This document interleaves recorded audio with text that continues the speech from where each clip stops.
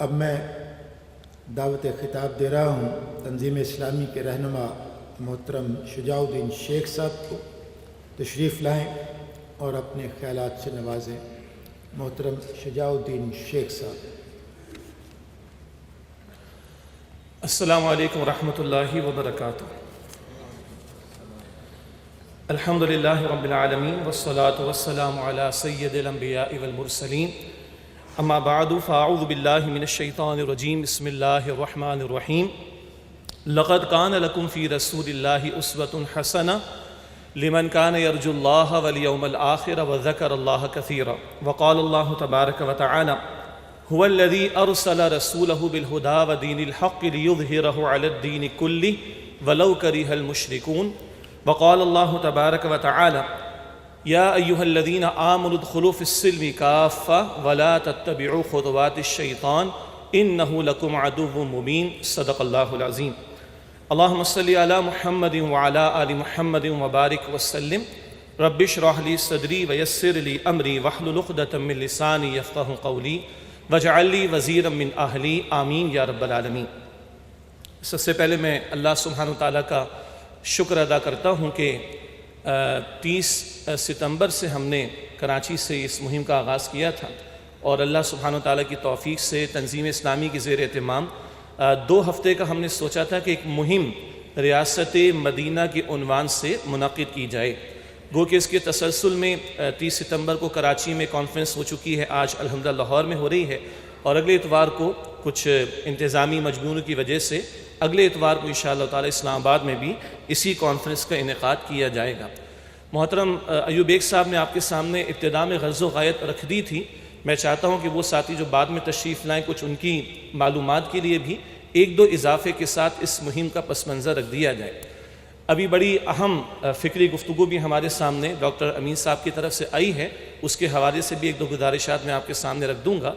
تنظیم اسلامی بالکل ابتدا میں ذکر کیا گیا کہ معروف مفہوم و معنی میں کوئی سیاسی جماعت نہیں ہے، نہ کوئی مذہبی فرقہ، بلکہ ایک اصولی اسلامی انقلابی جماعت ہے جو اولاً پاکستان میں اور بالآخر پوری زمین پر اللہ سبحانہ وتعالی کے دین کو یا نظام خلافت کو قائم کرنا چاہتی ہے۔ ہمارا مستقل طریقہ کار، مستقل ہماری میتھڈالوجی وہ اکثر و بیشتر آپ حضرات و خواتین کے سامنے آتی رہتی ہے، اور اس کے حوالے سے چند ہمارے بنیادی کتابچے بڑے اہم ہیں، جس میں استاد محترم ڈاکٹر اسرار احمد صاحب رحمۃ اللہ علیہ کا وہ خطاب دینی فرائض کا جامع تصور، خود اللہ کے بندے بنو، دوسروں کو اللہ کی بندگی کی دعوت دو، اور اللہ کی زمین پر اللہ کی بندگی پر مبنی نظام کو قائم کرنے کی جد و جہد کرو۔ اس کا طریقہ کار کیا ہوگا؟ یقیناً لقد کان لکم فی رسول اللہ اسوۃ حسنہ، اس کے تحت رسالت مآب صلی اللہ علیہ وسلم ہی سے اگر اقیم الصلاۃ کے حکم پر عمل کرنے کے لیے نماز کا طریقہ ہم وہاں سے لیں گے، تو اقیم الدین یعنی دین کو قائم کرنے کی جد و جہد کے لیے بھی وہیں سے ہمیں رہنمائی حاصل کرنی ہوگی۔ اور اس حوالے سے بھی منہج انقلاب نبوی صلی اللہ علیہ وسلم کے عنوان سے معروف 11 خطبات استاد محترم ڈاکٹر اسرار احمد صاحب رحمۃ اللہ علیہ کے معروف ہیں، اور 2.5 گھنٹے کا خطاب ہے رسول انقلاب کا طریق انقلاب صلی اللہ علیہ وسلم، وہ کتابچے کی شکل میں بھی ہے، آڈیو ویڈیو میں بھی دستیاب ہے۔ یہ اس بات کی طرف بھی اشارہ جو ابھی بات آئی کہ اس کی میتھڈالوجی کیا ہوگی، اس کا طریقہ کار کیا ہوگا، تو اس حوالے سے جو ساتھی بھی دلچسپی رکھتے ہوں ان موضوعات پر آڈیو یا ویڈیو کا سے استفادہ کرنا یا ان کتابچوں سے استفادہ کرنا مفید رہے گا۔ یہ ایک مہم ہے جو ہم نے تقریباً 2 ہفتے کے لیے شروع کی، اور اس کی ایک وجہ بنی ہے۔ آپ واقف ہے کہ تنظیم اسلامی اس اصول پر بھی عمل درآمد کرتی ہے جو ابتدا میں ہمارے سامنے آیات اسد اللہ بھٹو صاحب نے بھی پیش کی، سورہ آل عمران کی آیت نمبر 104 میں جو ذکر آیا وَلْتَكُمْ مِنْكُمْ أُمَّةٌ يَدْعُونَ إِلَى الْخَيْرِ وَيَأْمُرُونَ بِالْمَعْرُوفِ وَيَنْهَوْنَ عَنِ الْمُنْكَرِ، چاہیے تم میں سے ایک جماعت ہو جو لوگوں کو خیر کی طرف بلائے، نیکی کا حکم دے، بدی سے روکے۔ منکرات سے روکنے کے حوالے سے یا اس کے حوالے سے ایٹ لیسٹ آگاہی ہو، اور لوگ ان منکرات سے بچنے کی کوشش کریں، یہ مستقل فریضہ تنظیم اسلامی انجام دیتی ہے۔ اور اس حوالے سے آپ کے علم میں ہوگا کہ ہر 3 مہینے پر ہم کسی ایک منکر کو موضوع بنا کر اس کے حوالے سے اویئرنیس معاشرے میں دینے کی کوشش کرتے ہیں۔ یہ جو ریاست مدینہ مہم ہے اس کا بھی ایک پس منظر ہے، اور وہ گفتگو میں آ چکا ہے کہ محترم عمران خان صاحب نے وزیر اعظم بننے سے پہلے بھی بارہا اپنی تقاریر میں ریاست مدینہ کا ذکر کیا۔ لقد کان لکم فی رسول اللہ اسوۃ حسنہ، اس آیت کا مستقل حوالہ اپنی تقاریر کے آغاز میں ایاک نعبد و ایاک نستعین کے الفاظ کا استعمال کیا جانا، اقبال کے خواب کی ہم تعمیل چاہتے ہیں یا تکمیل چاہتے ہیں، اور قائد اعظم جو پاکستان دیکھنا چاہتے تھے، اسلامی فلاحی ریاست کو ہم قائم کرنا چاہتے ہیں، یہ کچھ جملے بھی ہماری اس مہم کی وجہ بنی ہیں۔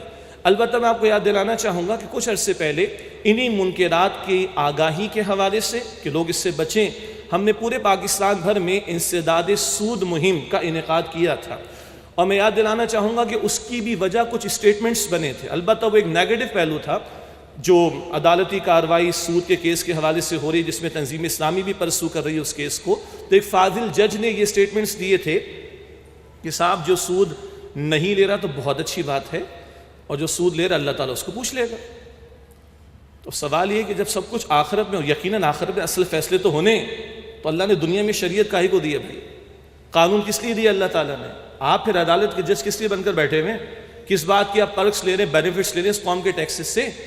اور انتہائی ادب کے ساتھ ایک تلخ بات بھی ہم نے پیش کی کہ اگر خدا نہ خواستہ آپ کے بیٹے کو کوئی قتل کر ڈالے تو آپ یہ کہہ کے مطمئن ہو کر بیٹھ جائیں گے اللہ تعالیٰ پوچھ لے گا، یا کم سے کم FIR درج کرائیں گے، کوئی قانونی کارروائی بھی کریں گے، کٹہرے میں لا کر بھی کھڑا کرنے کی کوشش کریں گے؟ تو یہ اسٹیٹمنٹس تھے کہ جو بنیاد بنے ہماری اس مہم کے حوالے سے، انسداد سود مہم، جس کو الحمدللہ عوام الناس کے ساتھ ساتھ علماء نے بھی پسند کیا، تحسین کی، حتیٰ کہ سابقہ وزیر مذہبی امور نے بھی ہمارے ساتھوں سے کہا کہ بھائی ہو تو میں حکومت میں، لیکن یہ کام اچھا ہے، اس کو آپ روکیے گا نہیں۔ وہ ایک نیگیٹو بنیاد تھی۔ اور دیکھیے، جس شخص کو دین کا دعوت کا کام کرنا ہے، جس دینی جماعت نے واقعتاً اخلاص کے ساتھ دعوت کا کام کرنا ہے، ایک داعی منتظر رہتا ہے کہ مجھے موقع ملے، وہ تلاش میں رہتا ہے کہ مجھے حق بیان کرنے کا کوئی موقع میسر آ جائے، اللہ کی بات پیش کرنے کا موقع میسر آ جائے۔ اسی طرح اگر عمران خان صاحب نے اس انداز سے اپنی تقاریر میں جملوں کو پیش کیا ہے، کتنے لوگ ان کی کابینہ میں ہیں؟ ڈیبیٹیبل بات ہے۔ کون لوگ ان کی جماعت میں؟ ڈیبیٹیبل بات ہے۔ کیا سب کا وہی ویژن ہے ایٹ لیسٹ جو عمران خان صاحب الفاظ میں کہہ رہے ہیں؟ یقیناً ڈیبیٹیبل بات ہے، لیکن ایک داعی دین کو قرآن کا یہ اصول بھی یاد رکھنا چاہیے جس پر کلام ہو چکا ہے، تعاونوا علی البر والتقوی ولا تعاونوا علی الاثم والعدوان، کہ نیکی اور تقوی کے کاموں میں ایک دوسرے کے ساتھ تعاون کرو، اور بدی اور گناہ اور زیادتی کے کاموں میں ایک دوسرے کے ساتھ تعاون نہ کرو۔ ایک حدیث شریف پیش کی کہ وہ پوری آپ کے سامنے پیش کر دوں۔ مسلم شریف کی روایت، اللہ کے پیغمبر علیہ السلام نے فرمایا کہ دین النصیحہ، دین تو نصح و خیر خواہی کا نام ہے۔ عرض کی کہ اللہ کے رسول کس کے ساتھ؟ اس کی ترجمانی بہتر یہ ہوگی کہ وفاداری اور خیر خواہی۔ تو فرمایا کہ للہ ولی رسولہ ولی کتابہ ولی ائمۃ المسلمین وعامتہم، اللہ کے ساتھ وفاداری، اللہ کے رسول علیہ السلام کے ساتھ وفاداری، اللہ کی کتاب کے ساتھ وفاداری، مسلمانوں کے ائمہ کی خیر خواہی، ذمہ داروں کی خیر خواہی، حکمرانوں کی خیر خواہی، اور عام مسلمانوں کے ساتھ خیر خواہی کا معاملہ۔ تو چلیے، اگر کسی حکمران نے یہ باتیں کہی ہیں تو ہم نے اس کو پازیٹیو لیا۔ بعض ساتھیوں کی طرف سے آیا کہ آپ لوگ تنقید کر رہے ہیں، ہم نے اس میں باقاعدہ وضاحت بھی پیش کی ہے، تنقید نہیں کر رہے، اپنا ایک فریضہ انجام دینے کی کوشش کر رہے ہیں۔ اور کراچی میں جب یہ کانفرنس منعقد ہوئی تو تحریک اسلامی کے رہنما ڈاکٹر تسلیم احمد صاحب بھی ہمارے ساتھ شریک تھے، اور کانفرنس کے بعد کھانے پر بھی شریک تھے۔ تو بڑا اچھا جملہ انہوں نے کہا، انہوں نے کہا بھائی یہ تنظیم اسلامی کو ہی زیب دیتا ہے کہ وہ یہ کام کرے۔ اگر وہ ہماری دینی سیاسی جماعتیں جو پاور پالیٹکس کا حصہ ہیں اور جو باقاعدہ انتخابات میں کھڑی ہیں، اگر ان کی طرف سے اس وقت یہ بات جائے گی تو اس کو تو ایک اپوزیشن کی بات سمجھی جائے گی، محض تنقید سمجھا جائے گا۔ تنظیم اسلامی کے بارے میں آپ کو ہمارے ایک سلوگن تو پتہ ہے، یا گفتگو میں ہم ذکر کرتے ہیں کہ نہ ہم نوٹ کا مطالبہ کرتے ہیں نہ ووٹ کا مطالبہ کرتے ہیں۔ ہم آپ سے آپ کا مطالبہ کرتے ہیں کہ ہم سب کا دین ہے، یعنی ہم سب کے لیے اس دین میں رہنمائی ہے، اور ہم سب کو مل کر وتواصوا بالحق وتواصوا بالصبر کے تقاضوں پر عمل کرنا ہے۔ تو اس کو ہم نے مثبت انداز میں لیا ہے، اور یہ مہمات ہوتی ہیں مخصوص وقت کے لیے۔ تنظیم اسلامی کا مستقل کام کہ لوگوں کو اللہ کے کلام سے جوڑا جائے، ان کا تزکیہ کیا جائے، ان کی تربیت کی جائے، ان کو اللہ والا بنانے کی کوشش کی جائے۔ وہ جو 313 بدر کے میدان میں ہمیں اٹھتے ہوئے دکھائی دیتے ہیں، وہ تیار کیسے ہوئے ہیں؟ خدا کے کام دیکھو بعد کیا ہے اور کیا پہلے، نظر آتا ہے مجھ کو بدر سے غار حرا پہلے۔ وہ یتلو علیہم آیاتہ ویزکیہم ویعلمہم الکتاب والحکمہ، سورہ جمعہ کی آیت نمبر 2 جس کا اشارہ بھی ہوا کہ تلاوت آیات، پھر تزکیے کا اہتمام، احکام کی تعلیم، حکمت کی تعلیم، یہ بنیادی کام ہے۔ پھر جو افراد جڑیں، جو اللہ والے جڑیں، افراد کی تبدیلی سے ہی کوئی پائیدار تبدیلی آ سکے گی۔ یہ تو کچھ تمہید تھی اس مہم کے حوالے سے جس کے تسلسل میں آج اس کانفرنس منعقد ہو رہی. باقی الحمدللہ پورے پاکستان بھر میں جمعے کے خطبات میں جیسا بھی راشدی صاحب نے بھی فرمایا کہ گجرانوالہ میں پرسوں تشریف لے گئے, اسی طرح فیصل آباد میں بھی کل رات اس طرح کئی کانفرنس کا سلسلہ ہوا ہے, رات گئے تک جاری رہا تھا وہ سلسلہ. خطبات جمعہ میں سوشل میڈیا پر کچھ چینلز پر جہاں گفتگو کا موقع میسر آ سکا, ہینڈ بلز کی تقسیم, یہ جو بھی اللہ نے ہمیں وسعت عطا فرمائی اس کام میں ہم اپنا حصہ ڈالنے کی کوشش کر رہے ہیں. البتہ میری خواہش تھی کہ جس میں کچھ گوشے ہمارے سامنے فاضل مقررین نے پیش کیے ہیں کہ وہ ریاست مدینہ جو اصولاً نبی اکرم صلی اللہ علیہ وسلم نے قائم فرمائی اور جس کی بتمام و کمال برکات خلفائے راشدین خصوصاً سیدنا عمر فاروق رضی اللہ تعالی عنہ کے دور میں ہمیں دکھائی دیتی ہیں, اس کے خد و خال واضح ہو جائیں. اس حوالے سے الحمدللہ کراچی میں ہم نے ایک سپلیمنٹ بھی تیار کیا تھا اور تنظیم اسلامی جو ہمارا مرکز ہے لاہور میں اس کے تحت ایک 100 ورقہ بھی پمفلٹ تیار کیا گیا. اس میں مختصر ہم نے وہ خد و خال پیش کیے ہیں. میں چند جملوں میں یا یوں کہیے چند عنوانات کے تحت اس کے کچھ موٹے موٹے پہلو آپ کے سامنے رکھنا چاہوں گا مثبت انداز سے. اور راشد صاحب نے بڑی پیاری بات بیان فرمائی کہ اگر آج حکمرانوں کی طرف سے ایک بات اٹھی ہے تو ہم بھی تو جائزہ لیں کہ ہم نے بھی ریاست مدینہ کو کبھی سمجھنے کی اور اس کو پڑھنے کی اور اس کی تفصیلات کو جاننے کی کوشش کی ہے کہ نہیں. وہ ماضی کا ایک لطیفہ ہے انتہائی ادب سے. ایک شخص کسی کے سینے پہ سوار ہو گیا, تھا مسلمان اگلا تھا کافر, تو اس نے کہا جی کلمہ پڑھو, تو اس نے کہا پڑھتا ہوں, پڑھاؤ مجھے کلمہ. تو اس نے کہا کلمہ تو مجھے بھی نہیں آتا. تو ایسا تو نہیں ہے کہ ہم بات تو بہت اونچی کریں.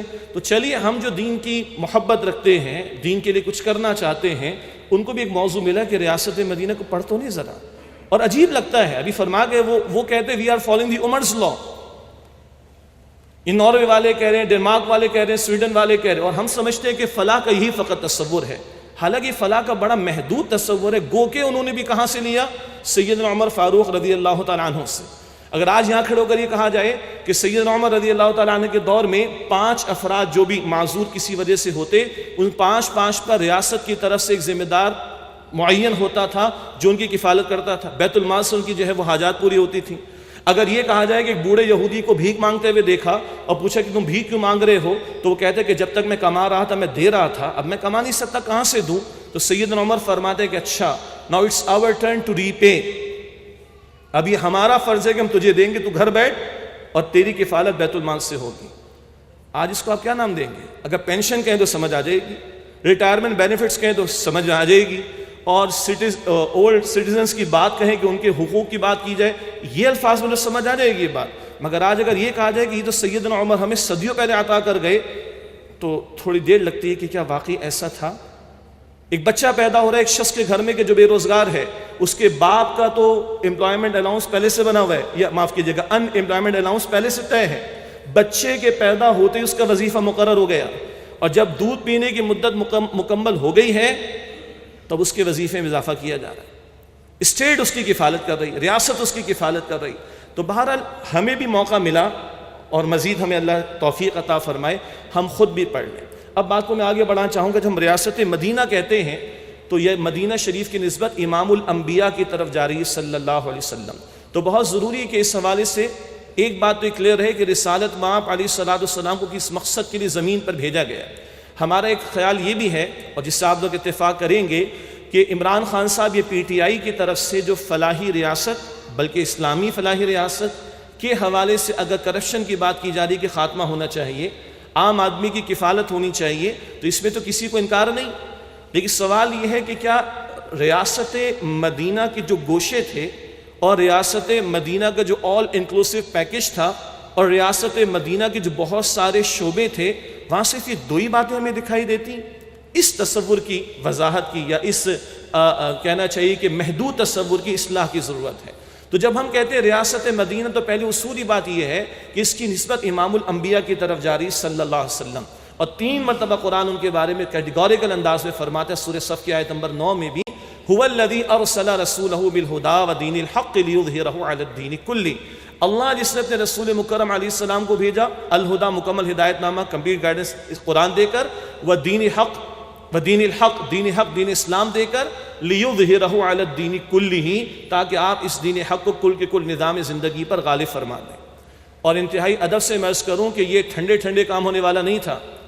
ورنہ امام الانبیاء اپنے کسی ایک صحابی کی بھی جان اللہ کی راہ میں پیش نہ کرتے، اور نہ اپنا خون طائف کی گلیوں میں پیش کرتے، اور نہ احد کے میدان میں پیش کرتے۔ تصادم ہوا ہے، ٹکراؤ ہوا ہے ایک انقلابی جماعت کی تیاری کے بعد۔ تب قرآن کہتا ہے جاء الحق وزہق الباطل ان الباطل کان زہوقا۔ تب قرآن کہتا ہے فتح مکہ کے بعد وَرَأَيْتَ النَّاسَ يَدْخُلُونَ فِي دِينِ اللَّهِ أَفْوَاجًا، اب لوگ جوق در جوق اللہ کے دین کے اندر داخل ہوئے ہیں۔ بہرحال تو یہ مشن تھا نبی اکرم علیہ السلام کا۔ یہ قرآن صرف تلاوت کے لیے، محافل حسن قرات کے لیے نہیں دیا گیا، صرف اس لیے نہیں کہ اس کو سونے کے تاروں سے لکھ دیا جائے اور اب ڈیجیٹل ریموٹ دے دیا جائے اور اس سے اس کے پیجز کو کھول لیا جائے۔ یہ قرآن صرف اس لیے نہیں اس کو پڑھ لیا جائے، پڑھا دیا جائے اور چھاپ دیا جائے، یہ سب بھی کیا جائے، لیکن یہ قرآن اپنا نفاذ چاہتا ہے۔ ورنہ 3 فتاوی قرآن میں اللہ تعالیٰ نے دیے، من لم يحکم بما انزل اللہ فاولئک هم الکافرون فاولئک هم الظالمون فاولئک هم الفاسقون۔ سورہ مائدہ کی آیت 44، 45، 47، جو لوگ اللہ کے نازل کردہ کلام کے مطابق فیصلے نہیں کرتے وہی کفر کر رہے ہیں، وہی ظلم یعنی شرک کر رہے ہیں، وہی فسق یعنی نافرمانی کر رہے ہیں۔ تو یہ قرآن اس لیے کہ اس کے احکامات کا نفاذ ہو۔ یہ دین کاہے کو دیا اللہ نے؟ کہا پہلے مکمل کر کے دیا ہے، سورہ مائدہ کی آیت نمبر 3، الیوم اکملت لکم دینکم، آج کے دن میں نے تمہارے لیے تمہارے دین کو مکمل فرما دیا۔ پھر قرآن کہتا ہے سورۃ البقرہ کی آیت نمبر 208 میں ادخلوا فی السلم کافہ، اسلام میں پورے کے پورے داخل ہو جاؤ۔ پھر قرآن کہتا ہے سورۃ البقرہ کی آیت نمبر 85 میں افتؤمنون ببعض الکتاب وتکفرون ببعض، کیا تم کتاب کے ایک حصے کو مانتے ہو ایک کو نہیں مانتے، کچھ لیتے ہو کچھ نہیں لیتے، کچھ پر عمل کرتے ہو کچھ کو اگنور کرتے ہو، نظر انداز کرتے ہو۔ یہ تقسیم اگر ہو جائے تو یہ جزوی طور پر عمل قبول ہونا تو دور کی بات ہے۔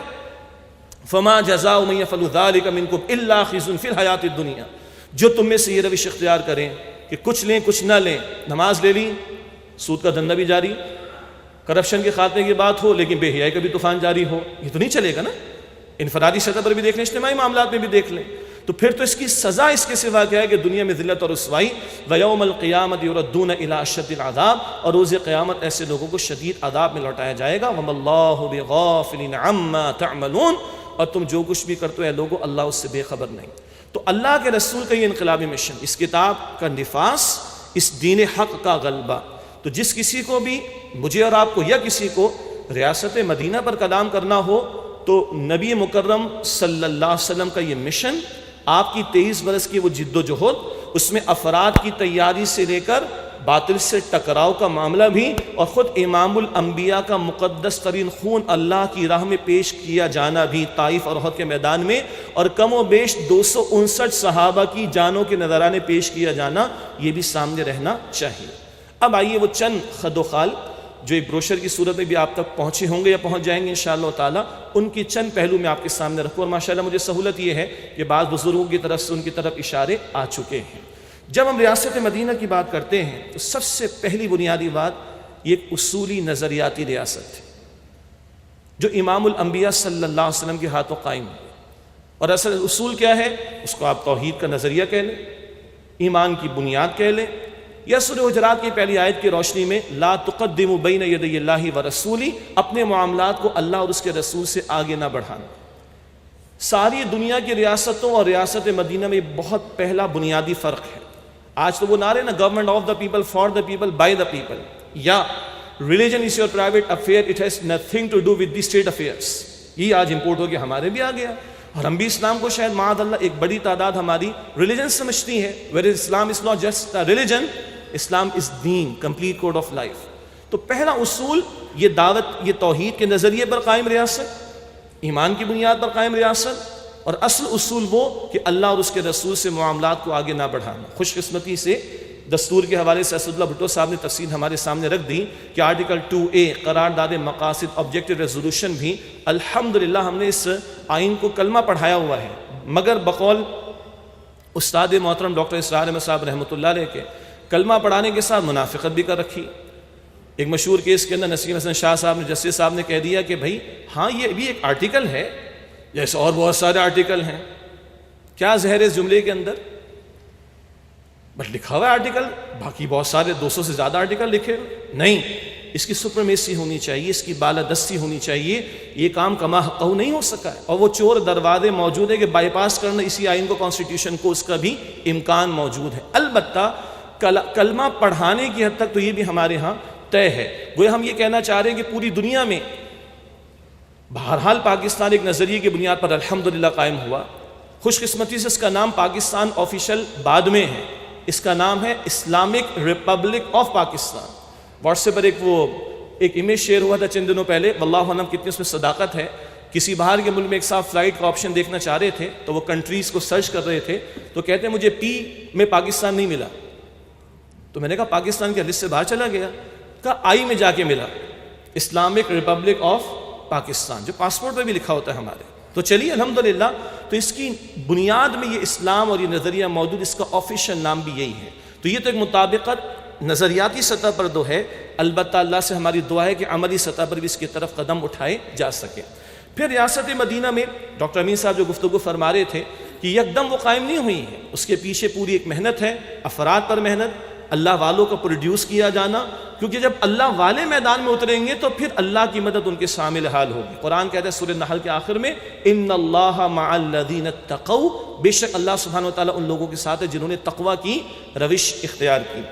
تیسری بات، اللہ کے نبی مکرم علیہ السلام نے مسجد کو مرکزی حیثیت عطا فرمائی ہے. ریاست مدینہ میں ہجرت فرما رہے ہیں، قباء کے علاقے میں پہنچے، مسجد کی تعمیر ہو رہی، آگے بنو نجار کے علاقے میں پہنچے، جمعہ قائم ہو رہا ہے، اور جس مقام پر اونٹنی رکی ہے وہاں مسجد نبوی کی تعمیر فرمائی امام الانبیاء نے صلی اللہ علیہ وسلم. اس بات پر بھی عمل ہو رہا ہے جس کی آیت کی طرف اشارہ کیا گیا، سورہ حج کی آیت نمبر 41. ایک اسلامک اسٹیٹ کا، اسلامی ریاست کا مینیفیسٹو کیا ہوگا؟ الذین مکناہم فی الارض اقاموا الصلاۃ وآتوا الزکاۃ وامروا بالمعروف ونہوا عن المنکر وللہ عاقبۃ الامور. جنہیں ہم زمین میں اقتدار و اختیار عطا کریں گے، نماز قائم کریں گے. اور قائم کرنے کا مطلب، آج تو مسجد کے بل کس کو پے کرنے پڑتے ہیں جی؟ عوام کو پے کرنے پڑتے ہیں. اسلامی ریاست ہوگی تو وہ قائم بھی کرے گی، رن بھی کرے گی.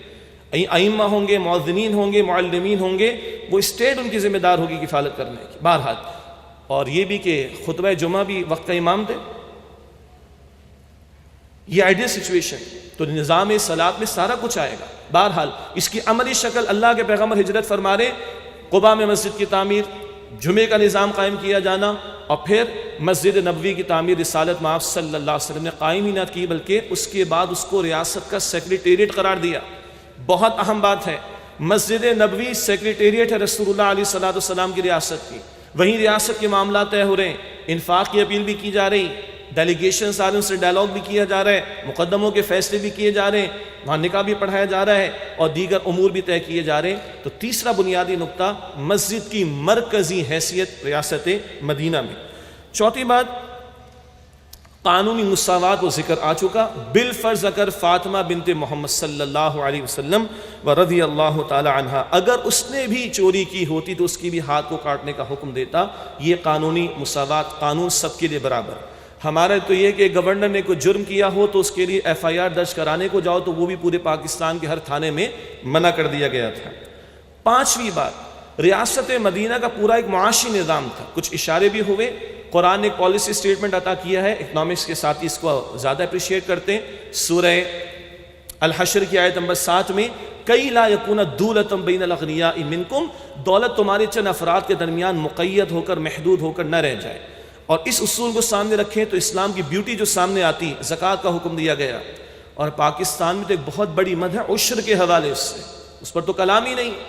زکوٰۃ کی مد بتائی گئی، عشر کی مد بتائی گئی، مال غنیمت کا معاملہ، مال فے کا معاملہ، مال وراثت کا معاملہ، صدقات نافلہ کا معاملہ، اس سب سے فلو عمراء سے غرباء کی طرف جاتا ہے.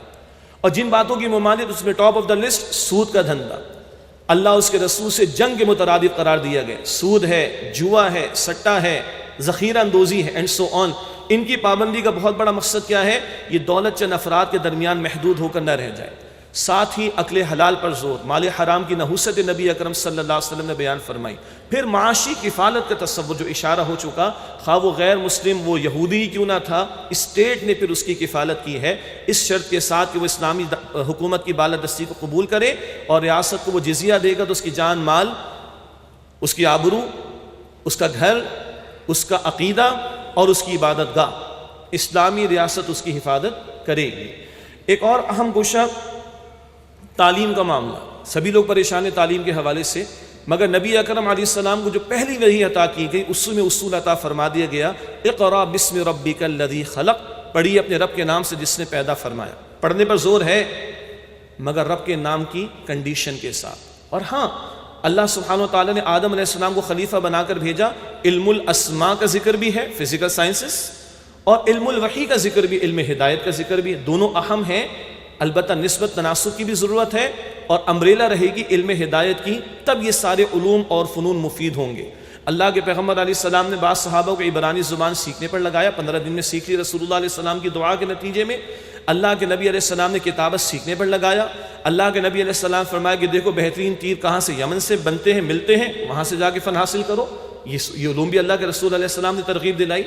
اور خاص طور پر ہمارے وہ طبقات جو صرف اصلی علوم کی بات کرتے ہیں، ان کے پاس کوئی دلیل ہے، ہم بھی اس کو تسلیم کرتے ہیں۔ بدر کے قیدیوں کے جو فدیہ متعین ہوا، اس میں ایک شکل کیا تھی؟ ایک شخص جو قیدی بن کر آیا وہ 10 مسلمان بچوں کو لکھنا پڑھنا سکھائے۔ اب بتائیے مشرک کیا سکھائے گا؟ قرآن حدیث تو نہیں سکھائے گا، وہ جو عصری علوم ہے یا لکھنا پڑھنا اس کو سکھائے گا۔ تو یہ اللہ کے رسول علیہ السلام نے ترغیب دلائی۔ البتہ وہیں صفہ کا چبوترا بھی ہے، وہیں جمعے کا نظام بھی ہے، وہیں تعلیم و تربیت کے حلقے بھی ہیں، وہیں کتاب و سنت کی تعلیم کی ترویج ہے۔ یہ وہ امتزاج ہے کہ جو ریاست مدینہ میں ہمیں دکھائی دیتا ہے، اور اس کی ایک شان ہمیں سیدنا عمر کے دور میں دکھائی دیتی ہے رضی اللہ تعالیٰ عنہ۔ لازمی تعلیم اور مفت تعلیم سیدنا عمر کے دور میں رضی اللہ عنہ، قرآن کی لازمی تعلیم اور مفت تعلیم، حتیٰ کہ بدو جو دیہاتوں میں رہتے تھے ان کے لیے پورا نظام بھی تھا۔ اور اگلی بات تو آپ کو عجیب لگے گی، ان کے لیے سینٹرلائز سسٹم تھا ان کے ایگزامز کا۔ عجیب لگ رہا ہے نا جی؟ ایک بورڈ ہوتا ہے ہمارے، اس کے تحت پورے شہر کے اندر ایگزامز ہوتے ہیں۔ وہاں ان بدوؤں کے لیے لازمی تعلیم، مفت تعلیم کا بھی اہتمام تک کیا گیا ہے، اور ان کے ایگزامز کا ایک سینٹرل میکینزم بھی عطا کیا گیا۔ یہ سیدنا عمر فاروق کا دور ہے رضی اللہ تعالی عنہ۔ اسی طرح جان، مال، آبرو کی حفاظت، یہ دین جو معیشت کے حوالے سے رہنمائی دیتا ہے، معاملات کے حوالے سے رہنمائی دیتا ہے، اسی دین نے اسلامی سزائیں بھی ہمیں عطا کی ہیں۔ قصاص کا حکم دیا، اور چوری اور ڈاکے پر سزا کا حکم دیا، اسی طرح زانیوں کے لیے سزا کا حکم دیا، حد قذف بیان کی گئی زنا کی تہمت لگانے والوں کے لیے۔ یہ سب کاہے کے لیے؟ تاکہ لوگوں کی جان، مال، آبرو محفوظ رہ سکے۔ امریکی صدر نے شاہ فیصل مرحوم سے پوچھا تھا اتنی سخت سزائیں کیوں دیتے ہو؟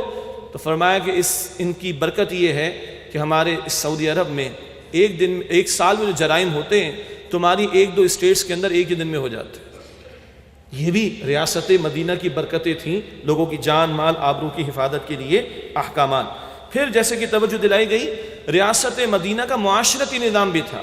امام الانبیاء صلی اللہ علیہ وسلم کی اپنی حیا کا معاملہ کیا ہے؟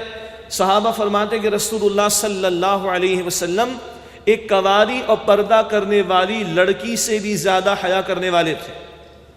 اور ریاست مدینہ کا دستور کتاب و سنت ہے، تو قرآن میں سورہ نور میں مردوں کو بھی نگاہوں کی حفاظت کا حکم دیا گیا، اور پھر عورتوں کو بھی نگاہوں کی حفاظت کا حکم دیا گیا۔ عورت کا لباس محرم کے سامنے کیا ہوگا اس کی طرف توجہ دلائی گئی۔ عورت اگر نامحرم سے بات کرے تو حجاب کے پیچھے سے سورہ احزاب آیت نمبر 53 میں حجاب کا لفظ ہے۔ بعض لوگوں کو پتہ نہیں کیا ہو جاتا ہے، کہتے ہیں قرآن میں حجاب کا لفظ ہی نہیں، انا للہ و انا الیہ راجعون۔ سورہ احزاب آیت نمبر 53 پڑھیں، اور گھر سے باہر ایک مسلمان عورت نکلے تو جلباب، بڑی چادر کا حکم دیا گیا، اور امت کی عظیم اکثریت مفسرین کی اس سے چہرے کے پردے کا بھی ثبوت پیش کرتی ہیں۔ تو ریاست مدینہ میں تو ستر حجاب کے احکامات بھی تھے، مرد اور عورت کا آزاد اختلاط اس پر پابندی بھی تھی، رقص و سرور کے محافل اور اس طرح کے ذرائع ان پر پابندی بھی تھی۔ یہ معاشرت کا پہلو بھی ریاست مدینہ میں بہرحال موجود تھا۔ عورتوں کے حقوق کا تصور عطا ہوا، اور یاد رکھیے گا اسلام صرف لیگل کوڈ نہیں دیتا، وہ مورل کوڈ بھی عطا کرتا ہے۔ اور محترم اولیاء مقبول جان صاحب کے بقول عمرے پہ گئے ہوئے، اس لیے آج ہمارے ساتھ موجود نہیں ہے، غالباً کراچی میں ہمارے ساتھ تھے، کہ دنیا کی جتنی فلاحی ریاستوں کا تصور ہے صرف دنیا کی فلاح کا ذکر ہوتا ہے اس میں، لیکن رسول اللہ علیہ الصلوۃ والسلام جو ریاست میں عطا کر گئے اس میں آخرت کی فلاح اولین ترجیح تھی۔ دنیا کا قانون چند باتوں کے حوالے سے تو مجھے ہتھکڑی لگا سکتا ہے، لیکن شریعت تو ہمیں یہ بتاتی ہے، رسول اللہ علیہ السلام کی تعلیم تو یہ بتاتی ہے کہ میری جنت میری ماں کے قدموں کے نیچے ہے، میرے رب کی رضا میرے باپ کی رضا میں ہے، اور میرے رب کی ناراضگی میرے باپ کی ناراضگی میں۔ لیکن میں اپنے ماں باپ کو اٹھا کے بقول ان ویسٹرن سوسائٹیز کے old houses, not homes, old houses میں ڈال دوں، کوئی قانون مجھے ہتھکڑی نہیں لگا سکتا۔ بڑے اچھے جملے ہیں اولیاء مقبول جان صاحب کے، مگر میرے رسول نے فرمایا تیرے ماں باپ تیری جنت بھی ہیں اور تیرے ماں باپ تیری جہنم بھی ہیں۔ یہ ہے ریاست مدینہ کا وہ اصل کور جو بیان میں نہیں آتا ہمارا۔ آج بھی فلاح کا ایک ہی تصور ہے، وہ جناب وہ ہمیں الاؤنسز مل جائیں گے اور فری میڈیکل مل جائے گا، بس اتنا ہی تصور ہے۔ لیکن اللہ کے پیغمبر علیہ الصلوۃ والسلام نے آخرت کو اولین ترجیح بیان فرمایا۔ ریاست مدینہ کا یہ بڑا قیمتی پہلو ہے، وقت ہوا تو ایک اشارہ بعد میں کر دوں گا انشاءاللہ آپ کے سامنے۔ تو عورتوں کے حقوق کے حوالے سے اللہ کے پیغمبر علیہ السلام نے ایک ماں، ایک بہن، ایک بیٹی اور ایک بیوی کی جو تکریم سکھائی، اس سے آگے چلے جائیے۔ 3 بیٹیوں کی کفالت پر یا پرورش کرنے پر جنت کی بشارت، ہم سب نے وہ احادیث پڑھی۔ رسالت مآب علیہ الصلوۃ والسلام نے 3 خالاؤں کی کفالت پر یعنی ان کی ذمہ داری پوری کرنے پر، 3 پھپھیوں کی ذمہ داری پوری کرنے پر بھی یہ بشارت عطا فرمائی۔ یہ عزت و تکریم ریاست مدینہ میں حاصل، اور شرعی تعلیم کے مطابق، دین کی تعلیم کے مطابق عورت پر ایک مرحلہ بھی زندگی کا ایسا نہیں کہ جہاں اس پر معیشت کی ذمہ داری، معاش کی ذمہ داری ڈالی گئی ہو۔ ہمیشہ اس کو کسی مرد کے تابع رکھا گیا، ورنہ اسلامی ریاست کی ذمہ داری کہ اس کی کفالت کرے، اور اگر اسلامی ریاست نہیں ہے تو کون کفالت کرے گا اس کی؟ وہ ہم مسلمانوں کی اجتماعی ذمہ داری ہے، اس لیے کہ اسلامی ریاست کو قائم کرنے کی جد و جہد کرنا یہ مسلمانوں کا دینی فریضہ ہے۔ غیر مسلموں کے حقوق اشارہ ہو چکا ہے، اس سے میں اس بات کو چھوڑ رہا ہوں۔ آزادی رائے، کیا دنیا میں آزادی؟ وہ تو بدتمیزی سکھا رہی دنیا۔ وہاں ہائیڈ پارک میں کھڑے ہو کر رسالت مآب کی شان میں گستاخی کرو، یہ ملعون کہتے ہیں کہ جناب یہ آزادی تقریر ہے، اور ملکہ کے بارے میں بات کرو تو ہتھکڑی لگاتے ہیں، ہولوکاسٹ کے بارے میں بات کرو تو ہتھکڑی لگاتے ہیں، ڈبل سٹینڈرڈز۔ لیکن حضرت عمر رضی اللہ تعالیٰ عنہ کو ایک بوڑھی اماں نے پکڑ لیا، ذرا معاف کیجئے گا اس لفظ کو، ایک بوڑھی اماں ہے تو ذرا ان کے اعتبار سے ترجمانی میں نے کی ہے۔ عمر تمہیں کس نے حق دیا کہ تم مہر کی اپر لمٹ کو مقرر کرو، جبکہ قنطارہ کا لفظ قرآن حکیم میں سورۃ البقرہ میں رب نے عطا فرمایا۔ تو سیدنا عمر نے یہ نہیں فرمایا کہ اس کو بند کرو، اس کو مسنگ پرسنز کی لسٹ میں ڈال دو، بلکہ فرمایا کہ اللہ کا شکر ہے جس نے ایک بوڑھی عورت کے ذریعے عمر کو دین سکھا دیا۔ لیجسلیشن ہی ہے نا، اور ایک بوڑھی ماں جو ہے، ایک بوڑھی عورت جو ہے وہ اس میں اپنی پارٹیسپیشن کر رہی ہے، اور اس کی رائے قبول کر کے سیدنا عمر اللہ کا شکر ادا کریں کہ ایک بوڑھی کے ذریعے اللہ سبحانہ وتعالی نے عمر کو دین سکھا دیا۔ صیغہ احتساب کا معاملہ، اللہ کے رسول علیہ السلام کے قائم کردہ ریاست میں احتساب کی سطح پر ہے، کانپ جاتا ہے انسان خدا کی قسم۔ حیات طیبہ کے آخری ایام، اور امام الانبیاء صلی اللہ علیہ وسلم ممبر پر کھڑے ہوئے، اور آپ صلی اللہ علیہ وسلم نے اپنے آپ کو پیش کیا، اور آپ نے فرمایا کہ اگر میں نے تم میں سے کسی کا حق مارا ہو، اگر میں نے تم میں سے کسی کے ساتھ زیادتی کی ہو تو آؤ میں اپنے آپ کو پیش کرتا ہوں، مجھ سے بدلہ لے۔ آپ دل پہ ہاتھ رکھ کے سوچئے، میں اور آپ اپنے آپ کو اپنی بیوی اور بچوں کے سامنے بھی گھر میں پیش کر سکتے ہیں، 5 افراد کے سامنے میں؟ امام الانبیاء کھڑے ہو گئے اور حیات طیبہ کے آخری ایام، اگر میں نے کسی کے ساتھ زیادتی کو آئے مجھ سے بدلہ لے لے۔ باقی واقعہ تو آپ سب کو یاد ہوگا، وہ صحابی جو دوڑتے ہوئے آئے اور مہر نبوت کو چوم لیا اور اس کی اللہ کے رسول میں تو یہ چاہتا تھا صلی اللہ علیہ وسلم۔ اور اس زمن میں خد و خال کے زمن میں خارجہ پالیسی کیا تھی؟ خارجہ پالیسی اصل اصول کیا تھے؟ جو بھی مسلمان ہیں ان کا دفاع مضبوط ہو، مسلمانوں کا روب باہر قائم ہو۔ اللہ کے رسول علیہ السلام کے ہاتھوں غلبہ دین تو ہو گیا، لیکن غزوہ تبوک کا اہتمام بھی آپ کے ہاتھوں ہوا اسی انقلاب کو ایکسپورٹ کرنے کے لیے، اور آپ نے جو ہے وہ اپنے دستے روانہ فرمائے ہیں لوگوں کو مرعوب کرنے کے لیے۔ اور اہم ترین اصول ایک اور خارجہ پالیسی کا کیا تھا؟ آپ کی رسالت صرف عرب کے لیے تو نہیں تھی، سارے انسانوں کے لیے تھی، تو اللہ کا یہ دین کونے کونے تک پہنچے۔ جسی کو لے کر صحابہ کرام نکلے نا، ہمیں تو تمنا رہتی ہے کہ مدینہ شریف میں ہماری موت واقع وہاں ہم دفن بھی ہوں، اللہ عطا فرمائے، مگر جنت البقیع میں کہا جاتا ہے کہ 10,000 کے لگ بھگ صحابہ کرام کی قبریں اور 1.25 لاکھ کا مجمع کھڑا تھا حجۃ الوداع کے موقع پر، تو یہ باقی کہاں چلے گئے؟ اسی کام کو لے کر آگے بڑھے ہیں۔ یہ وہ خارجہ پالیسی کا تسلسل دکھائی دیتا ہے۔ اور فکر آخرت کا معاملہ اللہ کے رسول نے خود اپنے آپ کو پیش کیا، اور سیدنا عمر کا دور ہے۔ اگر احتساب کی بات کریں تو سیدنا عمر نے تو پورا سسٹم عطا کیا کہ ایک شخص کو آج ایک ذمہ داری دی جا رہی حکومت کے اندر کسی بھی نوعیت کی، بتاؤ تمہارا اکاؤنٹ کیا ہے، کتنا بینک بیلنس ہے، کتنی گاڑی ہے، کتنی جائیداد ہے، نوٹ کرواؤ۔ اور جب معزول کیا جا رہا ہے یا ریٹائرمنٹ ہو رہی ہے یا کسی وجہ سے معذرت وہ کر رہا ہے، اب بتاؤ تم کیا اون کرتے ہو۔ یہ ڈفرنس کہاں سے آیا ہے؟ اب 22 لاکھ مربع میل ہے، مذاق نہیں ہے کوئی چیز، اللہ اکبر کبیرہ۔ اور پھر وہ فکر آخرت والا پہلو، مشہور واقعہ ہے نا گشت کا عمل سیدنا عمر کا رضی اللہ عنہ، اور وہ گھر سے بچوں کے رونے کی آواز آئی، پوچھا تو پتہ چلا کہ ماں نے وہ ہانڈیاں چڑھائی ہوئی، کچھ ہے نہیں پکانے کو، بس بچوں کو دلاسا دے رہی ہے کہ شاید سو جائیں، سیدھے گئے بیت المال کے گوڈاؤن کی طرف، اور خود لاد رہے ہیں تو خادم کہتا ہے میں اٹھا لوں، فرمایا کیا تو قیامت کے دن میرا بوجھ اٹھائے؟ اور پھر لا کر پیش کیا اس عورت کو، کہا پکاؤ، کہا آپ جائیے، کہا نہیں، میں نے ان بچوں کو روتے ہوئے دیکھا ہے، اب میں چاہتا ہوں ان کو ہنستے ہوئے دیکھوں۔ اور پھر اپنا چہرہ آگ کے قریب کیا ہے، عمر اگر تو نے اپنی ذمہ داری صحیح طور پر ادا نہیں کی تو بتا تجھے اللہ کی آگ سے، جہنم کی آگ سے کون بچائے گا۔ سیدنا علی کا معاملہ تو کوفہ کا ہے، لیکن بعد کے دور کی بات ہے، مگر وہ تسلسل ہے نا، علیکم بسنتی وسنت الخلفاء الراشدین المہدیین۔ بیت المال سے کچھ سامان چلا جاتا، جب خالی ہوتا تو وہیں کھڑے ہوتے گڈاؤن کے اندر اور 2 رکعت نماز ادا کرتے۔ یومئذ تحدث اخبارا، زمین خبریں بیان کرے گی، مالک تو گوار ہے، اے زمین تو گوار ہے، میرے رب نے جو ذمہ داری مجھ پر ڈالی میں نے اس کو انجام دے دیا ہے۔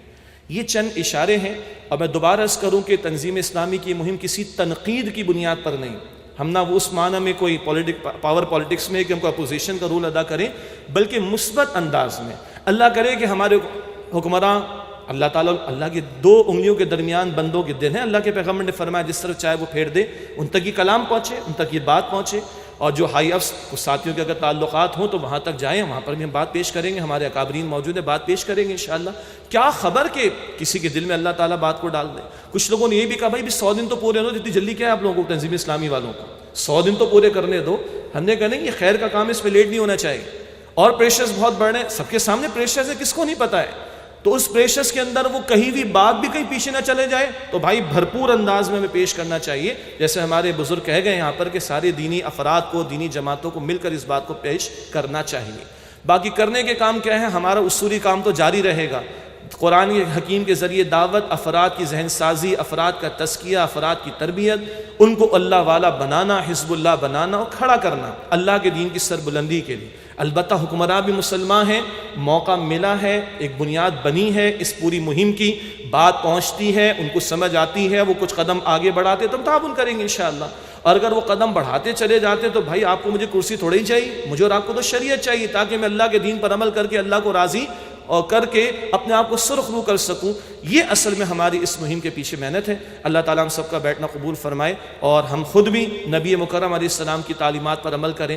میرے گھر میں تو ریاست قائم کر لوں، میں ریاست مدینہ، میں بھی تو دیکھوں میرے رسول کیسے شوہر تھے، میرے رسول کیسے والد تھے، میرے رسول نے گھر والوں کی تربیت کیسے کی، تو میرے بس میں ہے نا، تو میں اپنے گھر میں ایک نمونہ قائم کروں، اپنے وجود پر نبی اکرم علیہ السلام کی اتباع کا نمونہ قائم کروں، اور جن کے ہاتھ میں بڑا اختیار ان کے سامنے مطالبہ رکھوں۔ اللہ تعالیٰ مجھے آپ کو ہم سب کو عمل کی توفیق عطا فرمائے۔